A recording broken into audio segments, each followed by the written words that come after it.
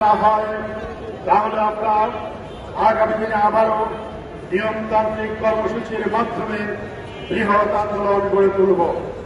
সম্মানিত গ্রাহক মন্ডলী, আমাদের দাবি ছিল এস আলম ইসলামী ব্যাংকের শেয়ার জোর দুর্ভোগ তার নিয়ন্ত্রণ নিয়েছিল, বিভিন্নভাবে গোয়েন্দা সংস্থাকে ব্যবহার করে ৮২% শেয়ারের মালিক হয়েছিল।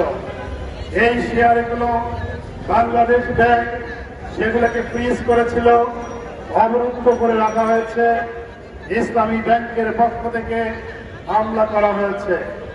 এই মামলাটি যখন চূড়ান্ত পরিণতির কাছাকাছি এসে পৌঁছেছে, যখন রায় ঘোষণার কাছাকাছি এসেছে, সেই সময় আমরা দেখতে পেয়েছি ইসলামী ব্যাংকের যিনি আইনজীবী তাকে পরিবর্তন করে দেওয়া হয়েছে। ব্যারিস্টার কাইম সাহেব আইনজীবী ছিলেন, তিনি এই মামলাটাকে পরিচালনা করে রায়ের পর্যায়ে নিয়ে এসেছেন।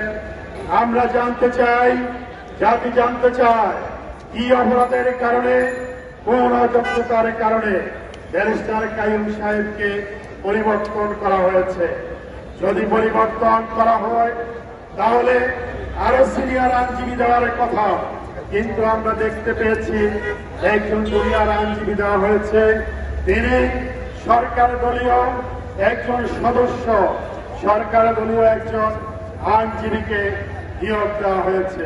পাশাপাশি আমরা দেখেছি বাংলাদেশ ব্যাংকের পক্ষ থেকে তিনি আইনজীবী ছিলেন, তাকেও পরিবর্তন করা হয়েছে এবং সেখানে সরকার দলীয় জেলা পর্যায়ের একজন নেতাকে আইনজীবী হিসেবে নিয়োগ দেওয়া হয়েছে। এই যে আইনজীবী দলীয় কোটায় নিয়োগ দেওয়া হচ্ছে, এর মাধ্যমে একটি সুস্পষ্ট বার্তা জাতি পাচ্ছে, গ্রাহক সমাজ সুস্পষ্ট একটি বার্তা গ্রহণ করছে। সেটি হলো বেশিবাদী যে আচরণ, সেই আচরণ এই সরকার আবার শুরু করেছে। বিচারের নামে, প্রহসনের মাধ্যমে তারা রায়কে তাদের পক্ষে নেওয়ার জন্য, বিচার বিভাগকে তারা প্রভাবিত করার জন্য চেষ্টা করছে। যদি এই প্রক্রিয়া থেকে সরে আসা না হয়, তাহলে ইসলামী ব্যাংকের সচেতন গ্রাহকরা আন্দোলনের মাধ্যমে আইনজীবী যাকে পরিবর্তন করা হয়েছে সেই কাইম সাহেবকে পুনর্বহাল করার জন্য ব্যাংক কর্তৃপক্ষকে বাধ্য করবে। আপনারা জানেন, এই আদালতে এই মামলাটি পরিচালিত হচ্ছে, সেই আদালতের বিচারপতি বিব্রত হয়েছে। আপনারা জানেন একজন বিচারপতি কোন পর্যায় থেকে চাপ প্রয়োগ করলে বিব্রত হয়। তাহলে আমরা সুস্পষ্টভাবে বুঝতে পেরেছি যে ফ্যাসিস্টের দোসর ব্যাংক লুটেরা, ব্যাংক ডাকাত এস আলম আজকে পিছন থেকে কলকারি নাড়ছে।